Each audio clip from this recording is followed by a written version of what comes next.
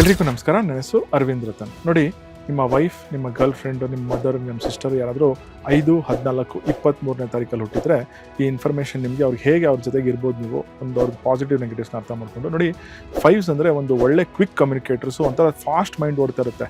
ನೋಡಿ, ಕೆಲವೊಂದ್ಸಲಿ ಏನಾಗುತ್ತೆ ಅಂದರೆ ಈ ಫಾಸ್ಟ್ ಮೈಂಡ್ ನೋಡಿದಾಗ ಕೆಲವೊಂದ್ಸಲಿ ಮಾತಲ್ಲೇ ಏನೇನೋ ಹೇಳ್ಬಿಡ್ತಾರೆ. ಒಂದೊಂದ್ಸಲಿ ಅಂತಂದರೆ ಯೋಚನೆ ಮಾಡ್ದೇ ಕೆಲವೊಂದು ವಿಷಯ ಹೇಳ್ತಾರೆ. ಇದನ್ನು ನೀವು ಅರ್ಥ ಮಾಡ್ಕೊಬೇಕು.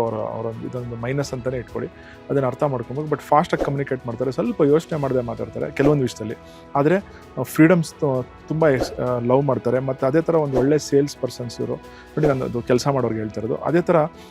ಇವರು ಹೇಗೆ ಅಂತಂದರೆ ಒಂಥರ ತುಂಬ ಎಕ್ಸ್ಪ್ರೆಸಿವ್ ಪರ್ಸನ್ಸ್. ಅಂದರೆ ನಿಮ್ಗೆ ಏನಾದರೂ ಒಂದು ವಿಷಯ ಹೇಳ್ಬೇಕಂದ್ರೆ ತುಂಬ ಎಕ್ಸ್ಪ್ರೆಸಿವ್ ಆಗಿ ಹೇಳ್ತಾರೆ. ಇದನ್ನು ನೀವು ವ್ಯಾಲ್ಯೂ ಮಾಡಬೇಕು ಅವ್ರಿಗೆ. ಯಾವಾಗ ನೀವು ವ್ಯಾಲ್ಯೂ ಮಾಡಿಲ್ಲ ಅಂತಂದರೆ ಅಗೇನ್ ಒಂದು ಸ್ವಲ್ಪ ಅಕಸ್ಮಾತ್ ನೀವು ಯಾರಾದ್ರೂ ಕಂಟ್ರೋಲ್ ಮಾಡೋಕ್ಕೆ ಹೋದರೆ ಅವ್ರನ್ನ, ಏನಾದ್ರು ರೂಟೀನ್ ಅನ್ನೋದು ಅಷ್ಟು ಇಷ್ಟ ಇಲ್ಲ. ಅವ್ರನ್ನ ಕಂಟ್ರೋಲ್ ಮಾಡಬಾರ್ದು. ನೀವು ಎಷ್ಟು ಕಂಟ್ರೋಲ್ ಮಾಡೋಕ್ಕೆ ಹೋಗ್ತೀರೋ ಅಷ್ಟು ಅವ್ರಿಗೆ ನೆಗೆಟಿವ್ ಥಾಟ್ಸು, ನೆಗೆಟಿವ್ ಫೀಲಿಂಗ್ಸ್ ಬರುತ್ತೆ.